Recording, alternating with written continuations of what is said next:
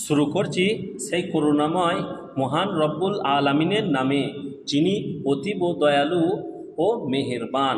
তারপরে নবী পাক মুহাম্মদুর রসুল্লাহ সাল্লাল্লাহু আলাইহি ওয়াসাল্লামের স্থানে লাখো দরুদ বর্ষিত হোক। আমরা সকলে বলি সুম্মা আমিন সাল্লাল্লাহু আলাইহি ওয়াসাল্লাম। চলো এবার কিতাব শুরু করা যাক। আউযু বিল্লাহি মিনাশ শাইতানির রাজিম। বিসমিল্লাহির রহমানির রহিম। এর আগের দিন বা এর আগের পর্বে আমরা শিখেছিলাম ইয়া মাদ্দা। আজকে আমরা শিখব ইয়া মাদ্দার অনুশীলন। এই ইয়া মাদ্দার অনুশীলন শেখার আগে আমরা একটুখানি ইয়া মাদ্দা ধারণা নিয়ে নিই। এই ইয়া মাদ্দা ধারণা সম্পর্কে ভালো করে বিস্তারিত জানতে এর আগের ভিডিওটি দেখুন। তাহলে ইয়া মাদ্দা কাকে বলে? ইয়া সাকিন, তার আগের অক্ষরের নিচে জের এসে যায়, তাহলে এক আলিফ পরিমাণ শব্দকে এক আলিফ পরিমাণ মনের ভাব প্রকাশ করে পড়তে হবে, একে ইয়া মাদ্দা বলা হয়। তাহলে আমরা এখানে প্রথমে কি অনুশীলনী দিয়েছে? দিনি। তাহলে এই যে আমি দিনই বললাম, এটাতে ডাইরেক্ট আমরা তো একবারে রিডিং করতে পারবো না, সেই জন্যে আমরা প্রথমে বানান করে নেব। তাহলে দাল ইয়াজের দি, নুন ইয়াজের নি। তাহলে দাল ইয়াজের কী পেলাম? দি। এখানে দেখে নিই, দাল ইয়াজের কী পেয়েছি? দি। আর এখানে নুন ইয়াজের কী পেয়েছি? নি। তাহলে দি নি। এবার এইটাকে যে এইটা আমরা কি পেলাম? এখানে টেনে পড়ার কারণে এটা হচ্ছে ইয়া মাদ্দা, এটাও ইয়া মাদ্দা। এই ইয়া মাদ্দা হওয়ার কারণে আমরা কি বলি যে মাদ্দার কাজ কি আগে আমরা জানি। মাদ্দার কাজ হলো শব্দকে টেনে পড়া। তাহলে এটা আমরা টেনে পড়তে পেলাম, এটা টেনে পড়তে পেলাম, তাহলে দুটোই আমরা টেনে পড়তে পেলাম। তাহলে কি হবে? দিনি। তারপরে দেখো ফিহি, এই ফায়াজের আমরা এখানে কি পেয়েছি দেখি? ফায়াজের ফি। সেই জন্যে এইটাকে খুব বেশি করে মুখস্থ করতে হবে, 10 বার 12 বার 13 বার 14 বার করে মুখস্থ করতে হবে, তবে এইখান থেকে আমরা এইখানে সেটা পাবো। তাহলে ফায়াজের কি পেয়েছি? ফি। এই যে ফায়াজের ফি, এই ফিকে আমরা টান দিলাম, এই টান দেওয়ার কারণে আমরা একে কি বলতে পারি? ফা জেরের ইয়া মাদ্দা বা সংক্ষেপে ইয়া মাদ্দা। আর এটা হাজের হি, এই হিটাকে আগে আমরা কি শিখেছিলাম? এটা হচ্ছে জেরের হা, জেরের হারাকাত বা জেরের হারাকাত। তাহলে এই জেরের হারাকাত থেকে আমরা একবার হারাকাত পৃষ্ঠায় গিয়ে দেখে আসি। তাহলে এখানে হাজেরের হারাকাতে হাজের আমরা কি পেয়েছিলাম? হাজের হি, এই হিটা এখানে দেওয়া হয়েছে। তাহলে হারাকাতের কাজ কি? শব্দকে তাড়াতাড়ি উচ্চারণে পড়া। তাহলে আমরা মাদ্দার কাজ কি? শব্দকে টেনে পড়া। হারাকাতের কাজ হচ্ছে শব্দকে তাড়াতাড়ি পড়া। তাহলে আমরা প্রথম টেনে পড়তে পেলাম, তারপর তাড়াতাড়ি পড়তে পেলাম। তাহলে কি হবে? ফিহি। তারপরে আরিনি। প্রথমে এরকম বানান করতে হবে, আলিফ জোর আ, রজের রি, আরি। তারপর নুন ইয়াজের নি, আরিনি। এবার নিয়মকানুনটা দেখে আসি। আলিফের ওপর জবর থাকার কারণে এটা হচ্ছে জবরের হারাকাত। রজের রি, এটা রিয়ে জের থাকার কারণে এটা হচ্ছে জেরের হারাকাত। আগেই শিখেছি হারাকাতের কাজ হলো শব্দকে তাড়াতাড়ি উচ্চারণে পড়া। তাহলে দুটি কি আমরা তাড়াতাড়ি পড়তে পেলাম? প্রথমটা তাড়াতাড়ি পড়তে পেলাম, দ্বিতীয়টাও তাড়াতাড়ি পড়তে পেলাম। তারপরে কি আছে? ইয়া সাকিন, তার আগের অক্ষরের নিচে জের। এই জের আসার কারণে এটা কি হলো? এটা হলো ইয়া মাদ্দা। এর মাদ্দার কাজ হলো শব্দকে টেনে পড়া।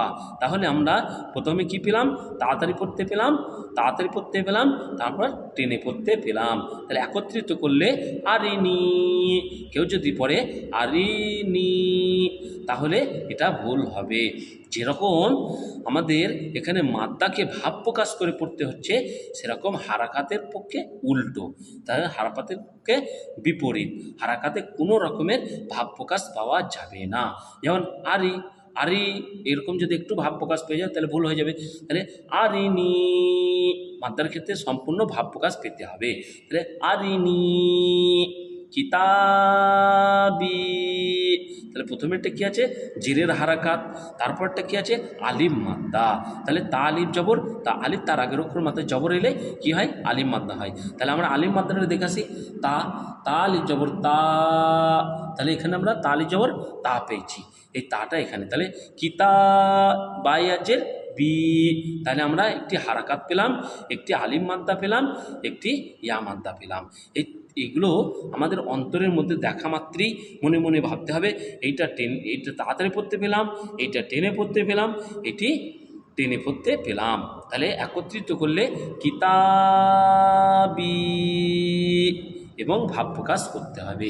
তাহলে উজিবু, তাহলে এটা হচ্ছে আলিফ পেশ উ, তাহলে পেশের এটি হারাকাত, এটা জিম ইয়াজের জি, এটা হচ্ছে জেরের ইয়া মাদ্দা বা ইয়া মাদ্দা, এটা হচ্ছে পেশের হারাকাত।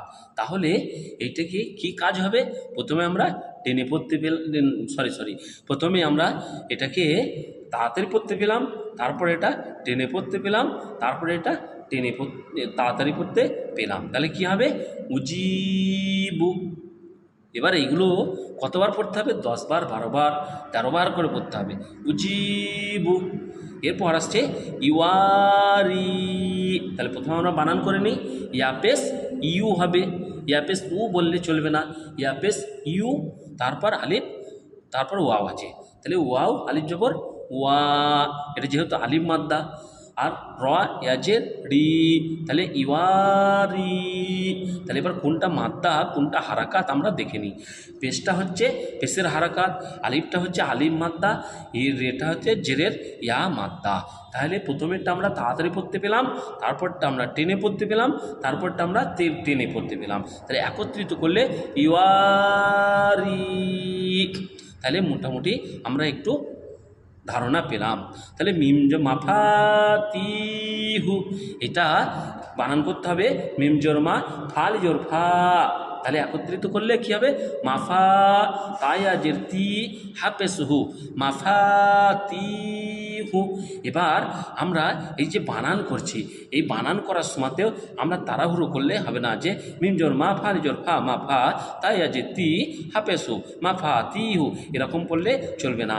মিম জবর মা, ফা আলিফ জবর ফা, এখানেও যেটা মাদ্দার টান মাদ্দাই দিতে হবে, মাফা তায়াজের তি হাফেজ হু মাফাতিহু, এরকমভাবে পড়তে হবে।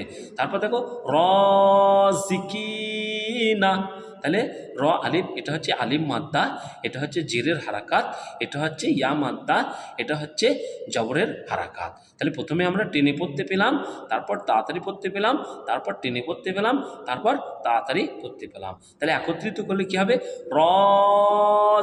রজিকিনা। তাহলে মোটামুটি আমরা একটা ধারণা পেলাম। এরপর আসছে ইবাদি, তাহলে তাড়াতাড়ি পড়তে পেলাম, টেনে পড়তে পেলাম, টেনে পড়তে পেলাম। আজাবি, এটা জাবরের হারাকাত, এটা আলিম মাদ্দা, এটা ইয়া মাদ্দা। তামাসিলু, তাহলে তাজতা মিম আলিজর মা, তামা সায়া যে সিলাম পেলু তামাসিলু। এখানে পড়ার সময় একটিকে তাড়াতাড়ি করতে গিয়ে যেন এই ভাব প্রকাশ না গোলমাল হয়ে যায়। তাহলে তামাসিলু মাকাদিরু, মিম জোর মা কফ আলিজর ক, মা ক দালিয়া যে দি রবেরু মাকাদিরু। আখিহি আলিজর আ হয় আজির খি, আখি হাজের হি আখিহি। তাহলে এটা জবরের হারাকাত, এটা হচ্ছে ইয়া মাদ্দা, এটা জেরের হারাকাত।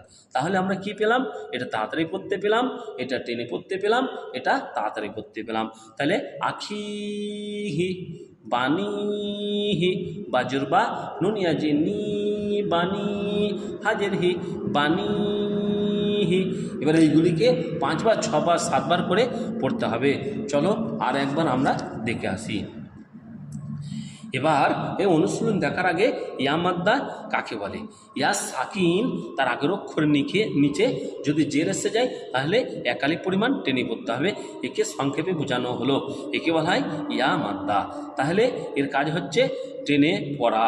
তাহলে প্রথমে এটা দালিয়া যে দি, এটা ইয়া মাদ্দা পেলাম, নুনিয়া যে নি, এটা ইয়া মাদ্দা পেলাম। এই জন্যে দুটোকেই টেনে পড়তে হবে। তাহলে দি নি ফি হি আরিনি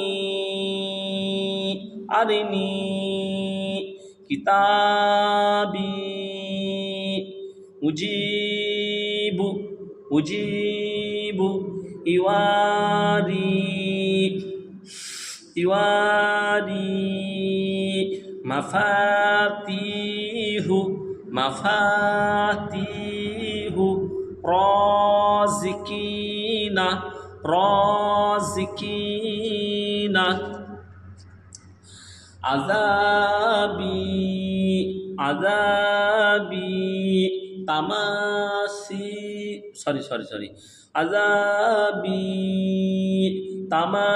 তামাসিলু তামাসিলু মাকাদিরু মাকাদিরু মাকাদিরু আখিহি বানিহি। তাহলে আজকের ক্লাস এই পর্যন্তই। এরপরে আমরা শিখব ওয়াও মাদ্দা ইনশাল্লাহ। এরপরের দিন আমরা শিখব ওয়াও মাদ্দা। এই ক্লাসটি যদি ভালো লাগে তাহলে একটি সুন্দর লাইক দিবেন। এই ক্লাস সম্পর্কে যদি কিছু জানার থাকে কমেন্টে বা কমেন্ট বক্সে লিখে পাঠাবেন। আপনার মতন যদি উপকৃত কাউকে করতে চান তাহলে এই ভিডিওটি শেয়ার করে দেবেন। নিয়মিত ক্লাস পেতে এই চ্যানেলটি সাবস্ক্রাইবার করে দিন। আমার এই ক্লাসের সমস্ত সাবস্ক্রাইবার এবং এই ক্লাসে উপস্থিতগণ আমার তরফ থেকে সালাম এবং আল্লাহর তরফ থেকে অধিক রহমত। এই বলে আজকের ক্লাস শেষ করছি। ওয়াখিরুর দাওয়ানা আনিল হামদুলিল্লাহি রব্বিল আলামিন। আল্লাহ তাআলা সকলকে ভালো রাখুক।